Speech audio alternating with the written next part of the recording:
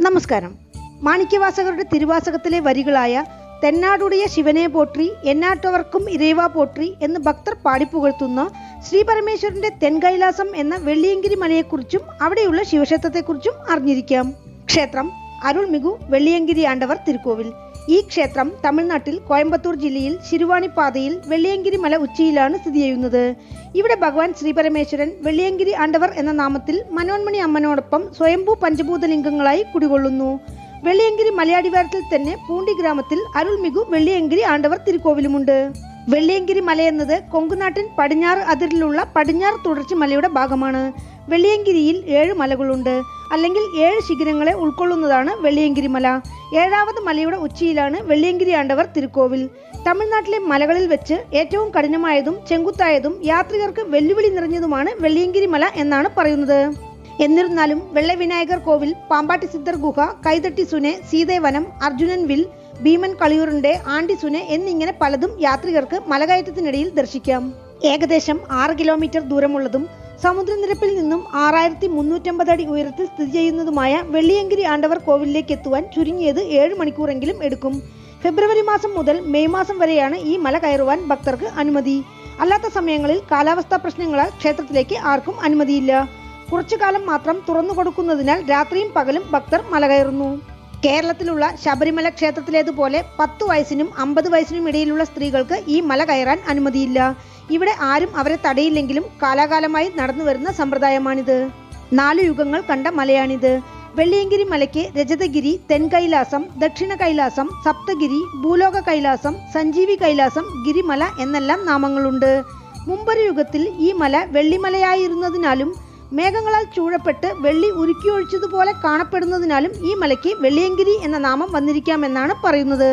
ആദിയും അന്തവുമില്ലാത്ത പരമ്പൊരുളായ ശിവഭഗവാൻ ഈ പ്രപഞ്ചം മുഴുവൻ നിറഞ്ഞിരിക്കുന്നുണ്ടെങ്കിലും ഭഗവാന്റെ ഇരിപ്പിടമായി പ്രധാനമായും പുരാണങ്ങൾ ഉദ്ഘോഷിക്കുന്നത് മധ്യ കൈലാസമായ ഹിമാലയമാണ്. വട കൈലാസം സമുദ്രത്തിനുള്ളിലാണ്. ഈ 2 സ്ഥലങ്ങളും അത്ര എളുപ്പം മനുഷ്യർക്ക് എത്തിപ്പെടാനാവാത്തതാണ്. എന്നാൽ ഭഗവാൻ സ്വയംഭൂവായി എഴുന്നള്ളി പള്ളികൊണ്ടിരിക്കുന്ന തെൻകൈലാസമാണ് വെള്ളിയങ്കിരി മല. ഈ 7 മലകൾ മനുഷ്യ ശരീരത്തിലെ 7 ചക്രങ്ങളെ സൂചിപ്പിക്കുന്നു. ഇവിടം സന്ദർശിക്കുന്നത് കൈലാസപർവ്വതം ദർശിക്കുന്നതിന് തുല്യമാണെന്നാണ് പറയുന്നത്. സപ്ത കൈലാസങ്ങളുടെ ഒരു ഭാഗമാണ് ഈ ക്ഷേത്രമെന്നും പറയപ്പെടുന്നു. തിരുപ്പതി ഏഴുമലയാനെ പോലെ ശിവഭഗവാനും ഇവിടെ ഏഴുമലയാനാണ്. ഭക്തിയും പുണ്യവും പ്രാപ്തിയുമുള്ളവർക്ക് മാത്രമേ ഈ ഭഗവാനെ കാണാനാവൂ എന്നും വിശ്വാസമുണ്ട്. ദേവലോക പശുവായ കാമധേനു ശിവഭഗവാനെ പൂജിച്ച സ്ഥലവും, ശ്രീമൻ മഹാവിഷ്ണു ശിവനടനം കാണണമെന്ന് ആഗ്രഹിച്ച് ശിവഭഗവാനെ തപസ് ചെയ്ത സ്ഥലവും, സീത തപസ് ചെയ്ത സ്ഥലവും, വനവാസകാലത്തിലായിരുന്ന പഞ്ചപാണ്ഡവരിൽ അർജുനന് ഭഗവാൻ പാശുപതാസ്ത്രം നൽകിയ സ്ഥലവുമാണ് വെള്ളിയങ്കിരി മല. ഇത് സാധൂകരിക്കും വിധത്തിൽ ഭീമൻ കളിയൂറിന്റെ എന്നൊരു വലിയ പാറ അവിടെയുണ്ട്. ശ്രീ പരമേശ്വരൻ ഉമാദേവിക്കും ശ്രീമൻ മഹാവിഷ്ണുവിനും പതഞ്ജലി വ്യാഘ്രപാദ മഹർഷിമാർക്കുമായി ആനന്ദതാണ്ഡവം ആടിക്കാണിച്ച 7ാമത്തെ മലയിലുള്ള സുമാർ 150 അടി കിഴക്ക് ദിശയിലുള്ള പൽഗലെമേട എന്ന പാറ കാലപ്പഴക്കത്തിൽ പലഹാരമേട എന്നറിയപ്പെടുന്നു. ട്രക്കിംഗ് ആസ്വാദകരുടെ പ്രധാന സ്ഥലവും ആത്മീയാന്വേഷികളുടെ പുണ്യഭൂമിയുമാണിത്. 41 നാൾ വ്രതമെടുത്ത് 42ാം നാൾ വെള്ളിയങ്കിരി മല കയറുന്ന ഭക്തന്മാരുമുണ്ട്. ഇവിടെ നിന്നും 5 കിലോമീറ്റർ ദൂരത്തിൽ ഈശ യോഗ സെന്ററും കാണാം. ആദിശേഷനും വായുദേവനുമിടയിൽ ആരാണ് ഏറ്റവും ബലശാലി എന്നൊരു തർക്കത്തെ തുടർന്ന് അവർ മേരുമലയിൽ ബലം പരീക്ഷിച്ചപ്പോൾ അടർന്നു വീണ മേരുമലയുടെ ശിഖരങ്ങളിൽ ഒന്നാണ് വെള്ളിയങ്കിരി മല എന്നും ഐതിഹ്യമുണ്ട്. പ്രപഞ്ചത്തിൽ തന്നെ വളരെ ശക്തിയുള്ള ഇടമായി ഈ മല കരുതപ്പെടുന്നു.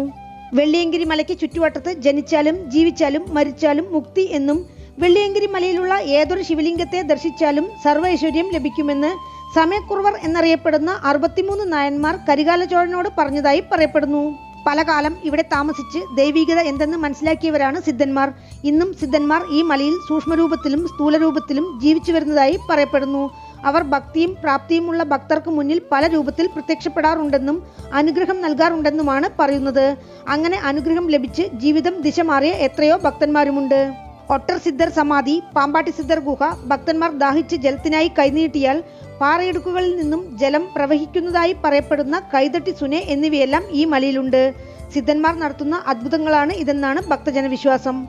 പല അപൂർവ മൂലികകൾ നിറഞ്ഞ ഈ മലയിൽ മുളകൾ, ജ്യോതിപ്പുല്ല്, ജ്യോതിക്കായ്, കുരുമുളക്, തിപ്പല്ലി, കുതിരവേങ്കെ, വസുവാസി, വാടാമഞ്ഞൾ, കാട്ടുപൂ, ചുവപ്പ് കറ്റാർവാഴ, കർപ്പൂരവല്ലി, രക്തസൂരി, ഏർസിങ്കെ, ഇറങ്ങുസിങ്കെ, ചോഴക്കിഴങ്ങ്, കരിങ്കൊടിക്കിഴങ്ങ് എന്നിങ്ങനെ പലതും ഉള്ളതായാണ് സിദ്ധവൈദ്യന്മാരുടെ വാദം. ചില വിശേഷ ദിവസങ്ങളിൽ ശിവപൂജയ്ക്കുള്ള പഞ്ചവാദ്യങ്ങളും പ്രണവമന്ത്രങ്ങളും ശങ്കൊലിയും ഭൂമിക്കടിയിൽ നിന്നും 7 മല വരെ കേൾക്കുന്നതായും പല പ്രാവശ്യം വേദമന്ത്രങ്ങൾ മുഴങ്ങുന്നത് കേട്ടതായും ഇവിടം സ്ഥിരമായി സന്ദർശിച്ച പല ഭക്തന്മാർക്കും അനുഭവമുള്ളതായി പറയപ്പെടുന്നു. ശ്രീ പരമേശ്വരനെ ക്ഷണിക്കാത്ത ദക്ഷയാഗത്തിൽ പങ്കെടുത്ത എല്ലാവരെയും ശപിച്ചുകൊണ്ട് തന്റെ മുഖത്തെ 5 ഗിരികളാക്കി മാറ്റി ഭഗവാൻ അപ്രത്യക്ഷനായി. ഭഗവാനെ ദർശിക്കാനായി ദേവന്മാരും ഋഷികളും ഇവിടെ എത്തി. തന്റെ നവഗ്രഹദോഷം മാറാൻ ശനി ഭഗവാൻ പഴനി തിരുവാവിനംകുടി കന്യകാവനത്തിൽ പുരട്ടാസി മാസം 5 വാരം തപസ്സനുഷ്ഠിച്ചെന്നും ഐപ്പശി 5 വാരം ഭവാനി നദിയിൽ തുലാം സ്നാനം നടത്തിയെന്നും കാർത്തിക മാസം 5 വാരം 5 ഗിരിക്ക് ചെന്നും വെള്ളിയങ്കിരിയിൽ തന്റെ ദോഷം മാറ്റിയതായി ക്ഷേത്ര സ്ഥലപുരാണത്തിൽ പരാമർശിച്ചിരിക്കുന്നു. ഈ ക്ഷേത്രത്തെക്കുറിച്ചുള്ള ഐതിഹ്യം ഇങ്ങനെയാണ്. യുഗങ്ങൾക്ക് മുമ്പ് ബാണാസുരൻ എന്ന അസുരൻ ബ്രഹ്മദേവനെ തപസ് ചെയ്ത് ഒരു കന്യകയാൽ മാത്രം തനിക്ക് മരണം എന്ന വരം വാങ്ങിച്ചു. പിന്നീട് ദേവന്മാരെയും ഋഷികളെയും സദാ ഉപദ്രവിച്ചു തുടങ്ങി. അസുരന്റെ ശല്യം സഹിക്കവയ്യാതെ ദേവഗണങ്ങളും ഋഷിമാരും ശിവഭഗവാനെ അഭയം പ്രാപിച്ചു. ശ്രീ പരമേശ്വരൻ പാർവതീദേവിയോട് കുമരികണ്ഠം എന്ന കന്യാകുമാരിയിൽ ജന്മമെടുത്ത് അസുരനെ വധിക്കാൻ നിർദ്ദേശിച്ചു. പാർവതീദേവി കന്യാകുമാരിയായി ശിവഭഗവാനെ വിവാഹം കഴിക്കണമെന്ന ചിന്തയിൽ കുമരികണ്ഠത്തിൽ ഒരു പാറയിൽ ഒറ്റക്കാലിൽ നിന്നുകൊണ്ട് തപസ്സനുഷ്ഠിച്ചു. ശിവഭഗവാൻ ആ തപസ്സിൽ സംപ്രീതനായി താണുമാലയൻ സ്വാമിയായി ദേവിയെ വിവാഹം കഴിക്കാൻ ഒരുങ്ങിപ്പുറപ്പെട്ടു. കന്യകയായി ദേവി അസുരനെ വധിക്കേണ്ട ആവശ്യമുള്ളതിനാൽ ദേവന്മാർ ഒന്നുചേർന്ന് ആ വിവാഹം മുടക്കി. ദേവിയെ കണ്ട ബാണാസുരൻ തന്റെ പത്നിയാക്കാൻ ഉറച്ച് ദേവിയെ സമീപിച്ചു. ദേവി രുദ്രകാളിയായി സംഹാരരൂപിണിയായി അസുരനെ വധിച്ചു. പിന്നീട് ദേവന്മാർ സ്തുതികളാലും പുഷ്പവൃഷ്ടിയാലും ദേവിയെ പ്രകീർത്തിച്ചപ്പോൾ ദേവി തന്റെ കോപം ഒരു മുക്കുത്തിയിലൊതുക്കി കന്യാകുമാരിയായി നിലകൊണ്ടു. ആ കന്യകയ്ക്ക് താൻ കൊടുത്ത വാക്ക് പാലിക്കാൻ പറ്റാത്ത കാരണത്താൽ മനസ്സ് വിഷമിച്ച ശ്രീ പരമേശ്വരൻ മനസമാധാനത്തിനായി കാടും മലയും കടന്ന് നടന്നുകൊണ്ടിരുന്നു. അങ്ങനെ കോപത്തിലും ശോകത്തിലും ഭഗവാൻ വന്നമർന്ന സ്ഥലമാണ് വെള്ളിയങ്കിരിമല. അവിടെയുള്ള ഒരു ഗുഹയിൽ പഞ്ചഭൂതങ്ങൾക്കും നാഥനായി ഭഗവാൻ വളരെ കാലം ധ്യാനത്തിലിരുന്ന ശേഷം പിന്നീട് കൈലാസം പോകി. അതിനാൽ വെള്ളിയങ്കിരിമല തെൻകൈലാസം എന്നറിയപ്പെടുന്നു. ഭഗവാൻ അസ്വസ്ഥനായി വന്നമർന്ന സ്ഥലമാണെങ്കിലും തന്റെ ഭക്തർക്ക് ശാന്തിയും സന്തോഷവും സമാധാനവും നൽകുന്ന ഈശനാണ് ഇവിടെയുള്ളത്. പരമ്പൊരുളായ ഈശനു പോലും മനഃശാന്തി കിട്ടിയ ഈ സ്ഥലത്ത് പിന്നീട് പല യുഗങ്ങളിൽ ദേവഗണങ്ങളും അഗസ്ത്യ മഹർഷിയെ പോലുള്ള ഋഷീശ്വരന്മാരും സിദ്ധന്മാരും തപസ് ചെയ്ത് മനസമാധാനം ലഭിച്ചതോടൊപ്പം എണ്ണമറ്റ വരസിദ്ധികളും നേടിയതായാണ് പുരാണങ്ങളിൽ പരാമർശം. പൂണ്ടി ഗ്രാമത്തിലുള്ള വെള്ളിയങ്കിരി മലയടിവാരത്തുള്ള കിഴക്ക് ദർശനമായ മനോന്മണി അമ്മൻ സമേത വെള്ളിയങ്കിരി ആണ്ടവർ കോവിൽ സന്ദർശിച്ച് കല്ലിലുള്ള രാശിത്തൂണും പഞ്ചവിനായകരെയും പ്രാർത്ഥിച്ചാണ് ഭക്തർ മല കയറുന്നത്. അവിടെയുള്ള ചെക്ക് പോസ്റ്റിൽ പേര്, വിലാസം, ഫോൺ നമ്പർ എന്നിവ നൽകിയിട്ട് വേണം മലകയറ്റത്തിന് പുറപ്പെടാൻ. ഈ ക്ഷേത്രത്തിൽ നടരാജർ, 63 നായന്മാർ, നാഗർ എന്നിങ്ങനെയുള്ള ഉപപ്രതിഷ്ഠകളുമുണ്ട്. കൊണ്ടരങ്കി മലയോ ബ്രഹ്മഋഷി മലയോ പർവ്വതമലയോ രംഗമലയോ പോലെയല്ല വെള്ളിയങ്കിരി മല. ഏകദേശം ഒരടിയോളം ചെങ്കുത്തായ ഈ മലയുച്ചിയിലെത്തുന്നത് വളരെ ശ്രമകരം. അതിനാൽ തന്നെ പാതി ദൂരം പോയി തിരിച്ചിറങ്ങുന്നവരും ധാരാളം. നല്ല ഉടൽബലവും മനോബലവും ആവശ്യമുള്ള തീർത്ഥയാത്രയാണിത്. ഹൃദ്രോഗങ്ങൾ, ശ്വാസകോശ രോഗങ്ങൾ എന്നിങ്ങനെയുള്ള രോഗങ്ങളുള്ളവർ ഈ മലകയറ്റം ഒഴിവാക്കുന്നതാണ് നല്ലത്. മലയുടെ ഉയരങ്ങളിൽ എത്തുന്തോറും ഓക്സിജന്റെ അളവ് കുറവായതിനാലും മേഘങ്ങൾ പറന്നിറങ്ങുന്ന കുളിർന്ന കാലാവസ്ഥയായതിനാലും ഭക്തർ തങ്ങളുടെ ആരോഗ്യസ്ഥിതി മനസ്സിലാക്കി വേണം മല കയറാൻ. ശിവരാത്രിക്കും ചിത്ര പൗർണമിക്കും ലക്ഷക്കണക്കിന് ആളുകൾ തീർത്ഥയാത്ര നടത്തുന്ന പുണ്യമലയാണിത്. യാത്രക്കിടയിൽ അസ്വസ്ഥത തോന്നിയാൽ ഡോളി വരുത്താനുള്ള ഏർപ്പാടും അടിവാരത്തിലുള്ള ക്ഷേത്രത്തിലുണ്ട്. മലകയറ്റം ലളിതമാക്കാൻ ഭക്തർ ഈ ക്ഷേത്രത്തിൽ നിന്ന് വടി വാങ്ങി കുത്തിപ്പിടിച്ചും പോകുന്നുണ്ട്. വിശേഷ ദിവസങ്ങളിലല്ലാതെ മേലെ കടകളൊന്നും ഇല്ലാത്തതിനാൽ ഭക്തർ അത്യാവശ്യ സാധനങ്ങൾ കൂടെ കരുതണം. ഭക്തർക്ക് താമസിക്കാനുള്ള അടിസ്ഥാന സൗകര്യങ്ങളൊന്നും തന്നെ മലയിലില്ല. യാത്രക്കിടയ്ക്ക് വെച്ച് ഭക്തർക്ക് ആപത്ത് പിണഞ്ഞ സംഭവങ്ങളും ധാരാളം. മലയ്ക്ക് പോകാൻ സാധിക്കാത്ത ഭക്തർ കീഴ്ക്കോവിലിൽ ഭഗവാനെ പ്രാർത്ഥിച്ച് മടങ്ങുന്നു. മല കയറാൻ പുറപ്പെടുന്ന കുടുംബത്തിലെ പുരുഷന്മാർ തിരിച്ചു വരുന്നതുവരെ കീഴ്ക്കോവിലിലെ മണ്ഡപങ്ങളിൽ സ്ത്രീകൾ കാത്തിരിക്കുന്നു. വെള്ളിയങ്കിരി മലയിൽ 7 ഏറ്റയിറക്കങ്ങൾ ഉള്ളതിനാൽ മല കയറുന്നവർക്ക് 7 മല കയറിപ്പോയ അനുഭവം ഏർപ്പെടും. തിരിച്ചിറങ്ങുമ്പോഴാണ് കൂടുതൽ ശ്രദ്ധ വേണ്ടത്. മലപ്പാതയ്ക്കുള്ള പടികൾ തുടങ്ങുന്നിടത്ത് നാഗത്തോടെയുള്ള ശിവലിംഗം. ആദ്യത്തെ മലയും വെള്ളിയങ്കിരി നായകനായ ശിവഭഗവാൻ കുടികൊണ്ടിരിക്കുന്ന 7ാമത്തെ മലയും കയറുവാൻ കുറച്ച് പ്രയാസമുള്ളതാണ്. 1ാമത്തെ മലയിൽ പടികളുണ്ടെങ്കിലും ചെങ്കുത്തായ പടികളാണ്. 1ാമത്തെ മല അവസാനിക്കുന്നിടത്ത് വെള്ളവിനായകർ കോവിലുമുണ്ട്. 2ാമത്തെ മലയിൽ കുറച്ചു ഭാഗം സമതലവും കുറച്ചു ഭാഗത്ത് പടിക്കെട്ടുകളുമുണ്ട്. വഴുക്കുപ്പാറ എന്ന സ്ഥലത്താണ് 2ാമത്തെ മലയുടെ ഭാഗം തീരുന്നത്. 2ാമത്തെ മലയിൽ 6ാമത്തെ മലയിലുള്ള ആണ്ടിസുണിയിൽ നിന്ന് വെള്ളം ഓസിലൂടെ ഭക്തർക്ക് സൗകര്യത്തിനായി എത്തിച്ചിരിക്കുന്നു. 3ാമത്തെ മലയിലുള്ള പാമ്പാട്ടി സിദ്ധർ ഗുഹയിൽ ഭക്തർ കർപ്പൂരം കത്തിച്ച് പ്രാർത്ഥിക്കുന്നു. ആ മലയിൽ തന്നെ കൈതട്ടിയാൽ പാറയിടുക്കിൽ നിന്ന് വെള്ളം വരുന്ന കൈതട്ടി സുനിയും പാമ്പാട്ടി സുനിയും. 4ാമത്തെ മലയിൽ മൺപാറകളും ഒട്ടർ സിദ്ധർ സമാധിയും ഭക്തർക്ക് ദർശിക്കാം. ഈ 2 മലകളും സിദ്ധന്മാരുടെ വാസസ്ഥലങ്ങളായി കണക്കാക്കുന്നു. ഈ മലയ്ക്ക് ഒരു ഭാഗം പാതാളം പോലെ താഴ്ചയാണ്. 5ാമത്തെ മലയും 6ാമത്തെ മലയും സ്വല്പം സമതലമാണ്. 5ാമത്തെ മലയിലാണ് ഭീമൻ കളിയൂരുണ്ട് എന്ന വലിയ പാറയുള്ളത്. അർജുനൻ തപം ചെയ്ത അർജുനൻ തലപ്പാറ, അർജുനൻ വില്ല്, സീത തപസ് ചെയ്ത സീതവനം പോലെയുള്ള കാര്യങ്ങൾ ഇവിടെയുണ്ട്. ഈ മല ഏറ്റ ഇറക്കമുള്ളതാണ്. ഈ രണ്ട് മലകൾക്കിടയിൽ സേത്തിഴൈ ഗുഹയുണ്ട്. ഒരേ സമയം 60-70 പേർക്ക് ഇതിനുള്ളിലിരിക്കാം. ചന്ദനമലയെന്ന 6ാമത്തെ മല കീഴോട്ട് ഇറങ്ങുന്ന മാതിരിയുള്ളതാണ്. 5ഉം 6ഉം മലകളിൽ വെള്ള മണലാണ്. ഭക്തർ ഇത് ഭഗവാന്റെ പ്രസാദമായി കണക്കാക്കി വീടുകളിലേക്ക് കൊണ്ടുപോകുന്നു. ഈ മലയ്ക്ക് തിരുനീർമല എന്നും നാമമുണ്ട്. ഈ മലയിലുള്ള മൂലികച്ചെടികളെ തൊട്ട് ഒഴുകി വരുന്ന തീർത്ഥമാണ് ആണ്ടിസുനെ. തീർത്ഥത്തിന് നടുവിൽ ഒരു ശിവലിംഗവും പ്രതിഷ്ഠിച്ചിട്ടുണ്ട്. ഇത് മാനസരോവറിന് തുല്യമാണെന്നാണ് വിശ്വാസം. ഈ തീർത്ഥത്തിൽ നീരാടിയാൽ അത്രയും നേരം നടന്നു വന്ന ക്ഷീണമെല്ലാം മാറി പുതിയ ഉണർവ് കിട്ടും എന്നതാണ് ഈ മലയേറി വന്ന കുറച്ച് സുഹൃത്തുക്കളുടെ ഭാഷ്യം.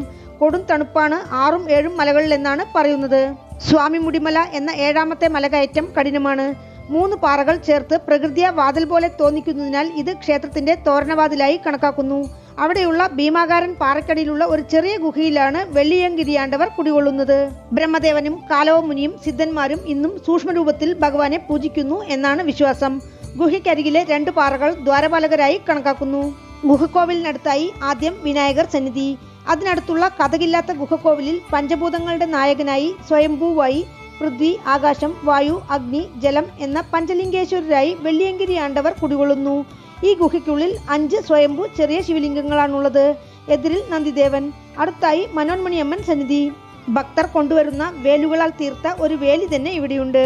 ക്ഷേത്രത്തിലേക്ക് വൈദ്യുതി എത്തിയിട്ടില്ല. ഇവിടെ ഒരാൾക്ക് അന്നദാനം നടത്തിയാൽ കാശിയിൽ 1000 പേർക്ക് അന്നദാനം നടത്തിയ ഫലമാണ്. നവഗ്രഹദോഷം മാറി സർവ്വപാപഹരവും മോക്ഷവുമാണ് ഈ തെൻകൈലാസ ദർശനം. ഇവിടെ പൂജയ്ക്ക് പ്രത്യേക നേരങ്ങളില്ല. മഹാശിവരാത്രി, ചിത്ര പൗർണമി, പ്രദോഷം, തിരുക്കല്യാണ വൈഭവം എന്നിവയാണ് ക്ഷേത്രത്തിലെ പ്രധാന ഉത്സവങ്ങൾ.